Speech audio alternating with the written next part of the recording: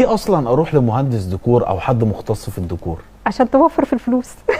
تخيل بقى. طب تعرفي ان في اغلب الناس فاكره ان ده الاعتقاد بيكلف فلوس؟ الأكبر ان طبعاً. المهندس الديكور هيكلف عليا اكتر. بالعكس ده هيوفر عليك كتير. ما هو ده المشكله، ده الاعتقاد الخاطئ اللي ماشي في ذهن المجتمع كله. انا رحت لمهندس ديكور فانا هتكلف اكتر وهديله فلوس اكتر. بالعكس انت بتوفر على نفسك تكاليف يعني لو اي حاجه غلط حصلت تكاليف باهظه جدا في التغيير والتعديل بعد كده بعد ما تروح وتعيش. الحسبه عندنا دايما بتبقى كده، انا هدفع في الاول كام؟ انا هجيب ديكور وهدفع كمان لمهندس الديكور، يبقى انا كده دفعت مرتين، يبقى انا كده اتضحك عليا. ما هو لو حصل حاجه والدنيا باظت وده الطبيعي اللي بيحصل، انت دفعت 4.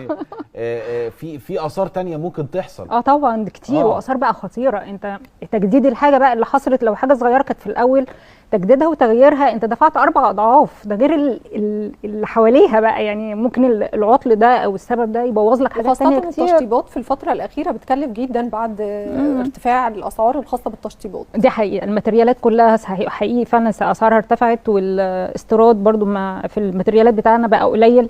فانت توظيف اساسا، انت لما بتيجي تعمل ديكور توظيف اساسا الماتريالات اللي بقت موجوده او المتاحه دلوقتي في السوق، محتاج مهندس يظبط لك الامور دي. مش كل حاجه هتلاقيها ومش كل حاجه متوفره. ولو ان في نقطه واحده بس يا باشمهندسه اتفق مع حضرتك في الكلام، بس نحط ما بين قوسين مهندس امين، لان النقطه دي مهمه جدا. دي حقيقه. لا عندك فيها في مهندسين فعلا بياخدوا المهنه يعني ماديا قوي، وفي لا مهندسين بيحبوا مهنتهم وبيحبوا شغلهم وبيدوه بامانه وطبعا السوق. اعرف ازاي المهندس اللي قدامي ده شغال صح اولا ولا غلط، وطالب مني المبلغ المقدر الصحيح ولا اي مبلغ وخلاص؟ السوشيال ميديا ما سابتش حد مش جايبه تاريخ حياته كله الشخصي، فاهم؟ اولا الخبره، المهندس ده خبرته قد ايه، مجاله في شغله ايه، صفحته عامله ازاي، غير بقى التعليقات والكومنتات والحاجات دي كلها بتبين كل حاجه. ما فيش حد سايب حد مش بيبين حياته كلها خلاص دلوقتي. فانت هتبقى عارف. لما بسال مهندس، كل مهندس بيديني سعر مختلف. دي حقيقه بتحصل، كل مهندس بيدي سعر مختلف. بس انا يعني عشان تبقى عارف، القليل قوي هو اكيد ضعيف. ده يعني طبيعي، انت يعني حكم عقلك اساسا. انا مقلل سعري قوي ليه كده؟ الا اذا كنت انا ضعيفه او في حاجه عندي ضعيفه. العالي قوي هو ممكن بيبقى احتمال ذو حلين، يعني هو ممتاز فعلا قوي ومستوى عالي جدا، يا اما هو يعني الموضوع بالنسبه له فلوس وازاي ان انا اكسب وازاي ان انا اخد فلوس كتير. الوسط هو انت بتمشي تبع الوسط، لان هي تبقى يعني بيبقى لها سعر معين في السوق او لها وضع معين، ما فيش اختلاف جامد. طب يا باشمهندسه ايه الجديد في عالم الديكور، سواء بقى كانت الوان او ستايلات معينه؟ هي الالوان الفاتحه دي موضه جدا دلوقتي وترند، ولو اني انا ما بحبش حته ان انا ايه الترند او ايه الموضه او كده.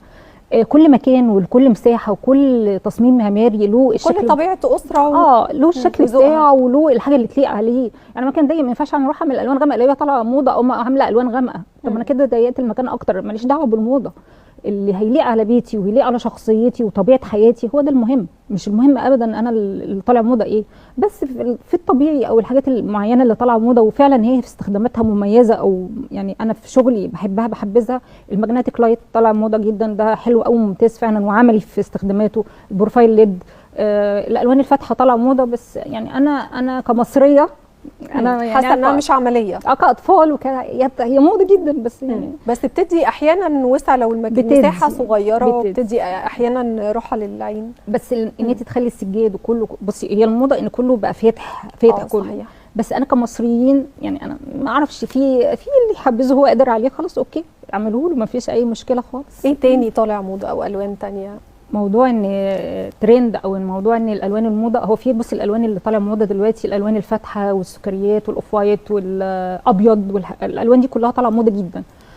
بس انا ما بحبش كلمه ترند في حياتي او في بيتي، لان كل معماري او كل تصميم معماري او كل بيت له طبيعته، شخصيتي لها طبيعتها، حياتي لها طبيعتها.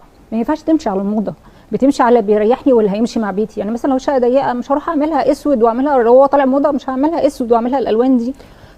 فده طبيعي، مش الموضه تتحكم في حياتي. التشطيبات اللي برضو الحاجات اللي هي الاسقف المعلقه